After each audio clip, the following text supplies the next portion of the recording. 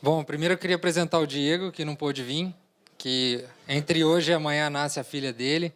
Então, quem quiser postar hashtag Nina, ele está esperando lá. Bom, a gente trabalha no Magazine Luiza, na área Luiza Labs, que inclusive é muito bom, patrocina o evento, vem um monte de gente para rir das piadas, que já conhecem. E, bom, rapidamente, menos aí de um minuto, falar. Magazine Luiza é uma empresa bem antiga, tem 58 anos, mais de 750 lojas físicas, está entre os maiores e-commerces do Brasil, tem mais ou menos 22 mil colaboradores e no ano passado teve um faturamento bruto de 12 bilhões, então é uma empresa razoavelmente grande. E quem toma conta de todos os pontos de venda, os canais de venda da empresa, a parte de tecnologia, é o Luiza Labs, que tem uma galera grande aí hoje. O que eu espero falar em mais ou menos 25 minutos sobre o Arco-Íro, por que Async, um pouco de como trabalhar com Async no Python, a PEP 3156, Async.io para web e um pouco da implementação do Arco-Íro. Alguém aqui já trabalhou com alguma coisa assíncrona? Legal. Twisted, Tornado, isso daí. Bom, primeiro ponto é o que é o Arco-Íro. O Arco-Íro é um projeto nosso e como todo projeto ele tem nome próprio e logotipo. Alguém já viu esse vídeo aí? Do Moisés. Não consegue, né, Moisés? Esse daí. Então, o Arco-Íro, a gente fez uma arte para explicar o que ele faz. Ele é responsável, desculpa, por calcular as condições de pagamento dos pedidos do Magazine. Então, do produto, do carrinho, durante o checkout. Então, ele fala quais são as formas de pagamento disponíveis para o seu carrinho. Se tem algum desconto, se pagar à vista tem 10%, no cartão de crédito em uma vez, no boleto. Ele calcula também o número de parcelas, isso pode variar até por SKU, então um produto tem um parcelamento, outro produto tem outro parcelamento, varia por categoria também. Desconto por número de parcelas, ele pode gerar um desconto baseado num range de parcelas, e também a taxa de juros, e a taxa de juros também pode mudar de acordo com vários fatores. Para o cliente, é isso que aparece no site. Então, são as formas de pagamento e as condições ali embaixo de parcelamento. Bom, voltando então no tempo, isso daí fazia parte de uma aplicação muito grande lá, que era um Java gigantesco. Cada dia a gente vai diminuindo ele um pouco. E a gente foi quebrando esses pedaços em aplicações pequenas. O termo hipster é o microserviços. A gente chama de aplicação pequena mesmo. Não tem muita diferenciação. E aí, quando a gente foi fazer o projeto, a gente queria usar alguma coisa assíncrona, porque é descolado também. E aí fomos pensar, mas faz sentido para esse tipo de aplicação? Bom, por que Async? Nesse caso, principalmente. Async é muito bom para se trabalhar com aplicações que tem muito I/O, que tem recursos externos. Por quê? Quando a aplicação recebe uma requisição e ela tem que fazer uma outra requisição externa, ela simplesmente pega essa requisição, joga num socket não bloqueante e vai fazer outra coisa. Quando esse socket avisa de volta que tive o retorno, aí sim ela volta a trabalhar e faz a finalização da requisição. Simplificando muito, é mais ou menos isso. Desse jeito, a gente passa o gargalo, que poderia ser da aplicação ficar travada esperando um recurso externo, a gente joga esse gargalo para o próprio SEO lidar com o número de sockets que ele conseguir, que é um número muito alto. Isso traz resiliência. Como eu falei, a gente tinha uma aplicação muito grande, agora está quebrando ela num monte de aplicações pequenas, e muitas delas são executadas em série. Então, posso chamar 4, 5 serviços em série, e se algum deles passar a demorar muito tempo para responder, e os subsequentes forem bloqueantes, em algum momento a gente vai começar a dar timeout, então até uma aplicação bem pequena que estiver envolvida nesse fluxo pode derrubar tudo. Aumenta a escalabilidade, a gente passa a responder mais usando os mesmos recursos, e se a gente coloca mais recursos, ele vai manter essa escalabilidade, que ele nunca vai ficar travado, não vai variar de acordo com o tempo de requisição de serviços externos. E aumenta também a performance, no sentido de algumas dessas aplicações elas fazem várias requisições até a recursos externos, e dessa forma a gente consegue rodar de forma concorrente. Então, se eu faço 3 requisições que levam 1 segundo, eu posso ter essa devolução em 1 segundo e não em 3. Ficou claro, mais ou menos? Bom, o que é uma aplicação async em si? É uma aplicação single-threaded, então a gente não vai subindo um monte de threads para servir isso. É uma única thread que tem um event loop. Esse event loop ele executa uma operação e quando ele entra num ponto de suspensão, que seria fazer uma chamada de I/O, um recurso externo, ele faz essa chamada, esquece ela, vai fazer outra coisa e quando tem esse retorno, ele volta a executar. Então ele nunca para, é um loop que fica executando. Por baixo, não é só no nível da aplicação, isso desce para o SCO, que usa a ferramenta do SCO para fazer esse context switch, que no caso do Linux é o IPO, no BSD, no Mac é o KQi, e no Windows, não sei, não faço muita questão dessa vida, velho. E a base disso, no fim, são sockets não bloqueantes, que daí é o mais baixo nível possível, quem devolve isso é o próprio SCO. Bom, para trabalhar com Python Async, a gente tinha 2 grandes opções, que era o Twisted, que foi lançado em 2002, é um projeto bem antigo. Eu, pessoalmente, nunca trabalhei, só fiz testes, tutoriais básicos, mas não é uma coisa muito simples, é um pouco custoso. Já o Tornado, que é mais recente, de 2009, ele já é muito maduro, bem estável, e ele é muito mais fácil de se trabalhar.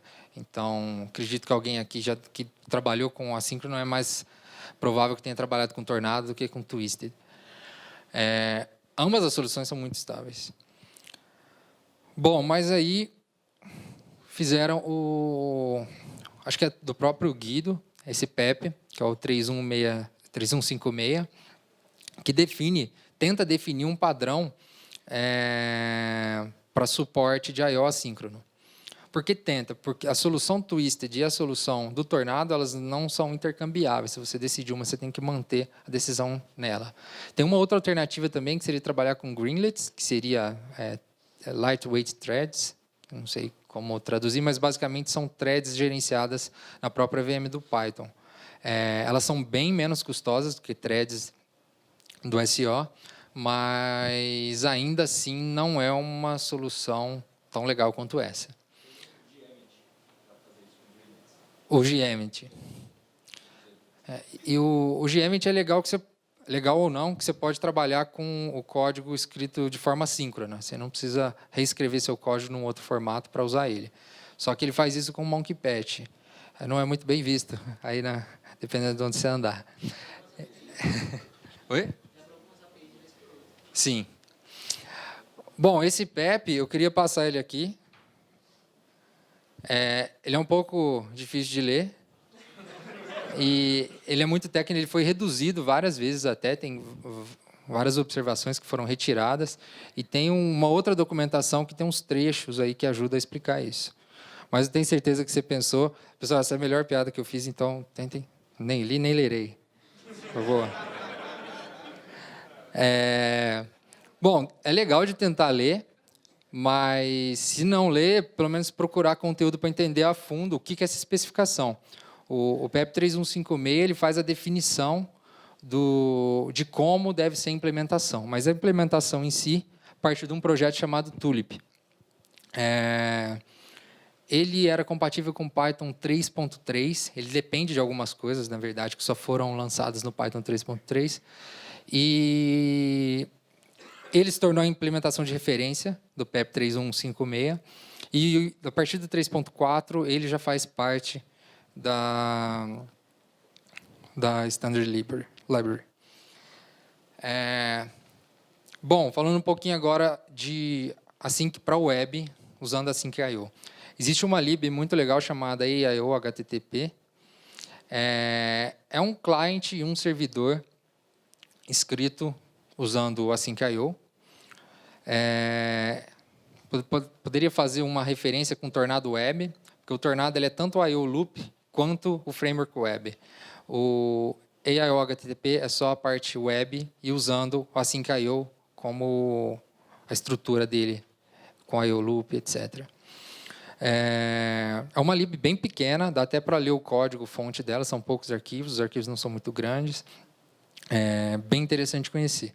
E tem um cara que criou uma lib ainda, um framework web de mais alto nível chamado Muffin, que também é muito legal, é bastante simples.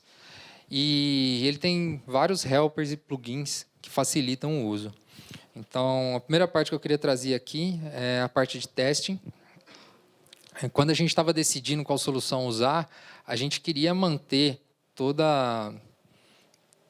aquele conjunto de ferramentas para se trabalhar com melhores práticas que a gente tinha usando outros frameworks. E o Muffin já tem isso integrado com o PyTest. Uma coisa muito chata de se fazer em teste é rodar código assíncrono. E, pelo menos, a gente achou isso. E essa integração do Muffin já tem uma fixture que permite a gente um decorator. Fixture ele tem para o app e para o client, que permite a gente fazer chamadas assíncronas dentro dos testes. Então, um exemplo aqui bem simples de como fazer uma requisição assíncrona, como resgatar as variáveis da aplicação e também fazer uma chamada síncrona na visão do teste, porém o servidor que está devolvendo é assíncrono. Ele tem vários plugins, é tipo um Django, né?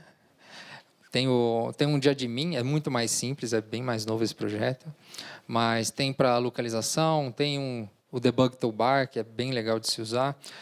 Ele tem integração com Jinja e com outros sistemas de template, engines de template. Tem integração com Mongo, tem integração com o Piwi, que é um RM assíncrono para MySQL, não sei se tem alguma outra base. Redis, Sentry, sessões e até um plugin para se desenvolver APIs REST. Isso aqui é um exemplo de aplicação, então o código fica bem simples. O desenvolvedor tem liberdade de decidir qual a estrutura de arquivos. Se for um projeto muito pequeno, ele pode manter em um ou poucos arquivos. Se for um projeto que vai escalar bastante em termos de funcionalidades, ele pode montar a estrutura que preferir. Bom, a gente lá no Labs tem projetos escritos com Tornado, que funcionam bem, são super estáveis, mas a gente quis ver alguma coisa nova e ver o Muffin. Os projetos que a gente tem lá hoje são todos ou quase todos com Python 2.7 ou Python XP, né? Ele nunca vai acabar. Mas a gente queria olhar um pouquinho mais para frente e pensar no futuro. Então, falando de Tornado, dado o lançamento aí do Async.io, a gente acredita que o I/O Loop do Tornado, ao longo do tempo, deve ser descontinuado e migrado aí o que tem para o Async.io. Até o próprio Tornado, se não me engano, hoje você pode trabalhar ele trocando o I/O Loop para o próprio do Async.io. E esse projeto ele tem poucos endpoints. Aliás, tem uma quantidade razoável de endpoints, mas são endpoints simples, que se desse algum problema enquanto a gente desenvolvia com o Muffin, a gente poderia apontar e criar alguma coisa em cima do Tornado. Então, a gente assumiu o risco de usar um framework, na época, sei lá, tinha 10 stars no GitHub, numa aplicação que passa alguns bilhões de reais. Acho que foi bem pensado. Bom, qual que é a stack que a gente definiu, então? Python 3.4, Muffin. A gente usou Mongo para armazenar as campanhas de precificação. A gente fez isso porque o Mongo tem umas funcionalidades para indexação que seriam muito importantes e trariam um ganho para a gente. Redis, basicamente para caching. E para testes, a gente usou aquela integração que já vem embutida no Muffin do PyTest. Eu queria trazer um pouquinho da implementação do que a gente fez, uma geral um pouco aí da por que a gente definiu essa tecnologia, a stack que a gente está usando e também um pouquinho da implementação. A gente criou um outro framework em cima do Muffin, bem pequeno. A gente não quis usar o Muffin REST porque ele assume que sua aplicação vai funcionar de certa maneira que a gente não achou muito flexível. Então, a gente preferiu criar a nossa própria. E também a gente quis criar uma lib para lidar com o acesso aos dados no Mongo. É uma espécie de um ORM para o Mongo, não é ORM, esse não seria o termo, mas uma API análogo a um ORM do Django, por exemplo, de banco de dados relacionais. Bom, como que a gente montou isso? Começando aí pela nossa API de dados. A classe básica é um attribute dict, não sei se vocês conhecem, mas basicamente uma implementação de dicionário que você acessa as chaves dele, os valores, com dot notation. Então, como se fosse um objeto Python mesmo. Isso fica bem legal na hora de fazer o uso da API.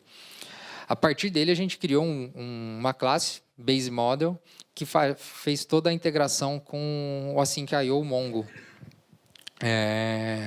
tornando aí uma classe de quem está usando não sabe qual que é a conexão por baixo, a gente poderia intercambiar com o motor, por exemplo, que em breve vai ser suportado com o Async.io. E em cima disso a gente gera os models. Eu peguei aqui um pedaço do código do Base Model, acho que dá para ver daí, né? Fica muito simples o código. Então aqui tem o init e tal, mas aqui um exemplo do método get. Podem ver que ele tem um decorator, que é o async.io.coroutine. A gente trabalhou tudo com coroutinas, não usou callbacks.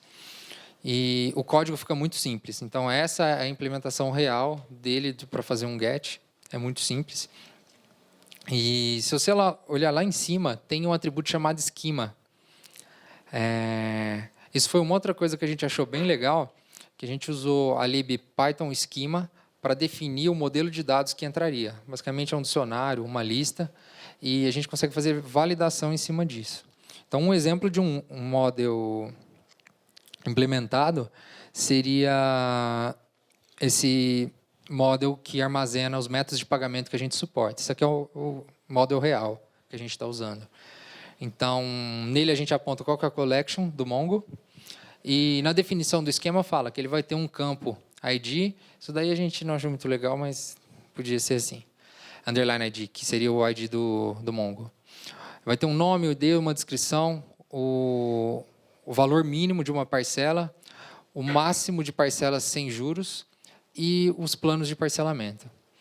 Então, fica muito simples de definir.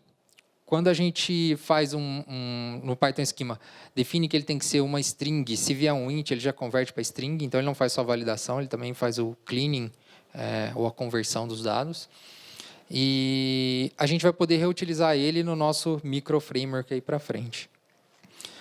Para quem vai acessar, para quem vai usar isso no código, então o desenvolvedor ele precisa inserir um novo registro. Fica muito simples, simplesmente passa os dados com yield from e chama o save. Mesma coisa para dar um get usando nossa API de Mongo, funcionaria dessa maneira. Então o código fica bem simples. E a gente fez o mesmo trabalho com os handlers específicos para APIs REST. A gente também usou a lib Python schema para definir o input dos dados. Só que aí a gente não herdou de uma classe base, a gente herdou do handler do próprio Muffin. Então, basicamente, a gente herda eles e define os métodos get, post, put, delete, etc. E criamos um base handler para ser herdado. A gente também, baseado aí na arquitetura do Django de Class-Based Views e do Django REST Framework, que são frameworks que a gente tem experiência, a gente criou vários mixins para facilitar o uso durante o projeto. Então, esse aqui é um exemplo de handler, isso aqui é só para mostrar, mas você pode criar um handler, define o esquema dele que vai ser o input de dados, é o payload que você vai receber. Tem um mixin de validação de payload. E você implementa o método post, por exemplo. Ou o método put, ou get, ou delete. Fica bem curtas as classes. É fácil de ler. E a gente também criou handlers genéricos, assim como o Django e o Django REST Framework. Por exemplo, Create Model Handler, que você aponta para um model e ele já faz toda a inserção sozinho. No fim, o código, esse aqui é um código de produção, que para eu listar... alguém já trabalhou com Django REST Framework? Aqui?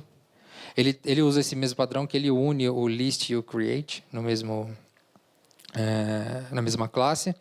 Então, você define qual que é o modelo, o Payment Method Model, que é aquele primeiro que a gente mostrou, e o esquema dele, do payload de entrada, para fazer a gravação, a gente pode usar o mesmo que foi definido no model, se for um CRUD básico. Então, isso daqui é o código final, a gente ficou muito feliz. E, no fim, ficou um framework bem legal, que a gente fez um core, e, a partir dele, foi muito rápido produzir todos os outros handlers. Trabalhou com testes de ponta a ponta nesse projeto, e ele foi desenvolvido muito rápido, basicamente pelo Diego. Hashtag Nina, lembra lá de postar depois. Então, Trending Topics já. Bom, eu queria passar alguns links bem legais de se ver. Eu não entrei em detalhes, já sim, que a gente teve 2 ou 3 palestras sobre isso. O Keynote hoje, pelo que me falaram, também vai ser tocado nesse assunto. Mas tem um material bem importante, o livro do Luciano, não estou ganhando nada para isso, por enquanto, ele não está aqui, que são os capítulos 16, 17 e 18, ele entra bem a fundo nisso.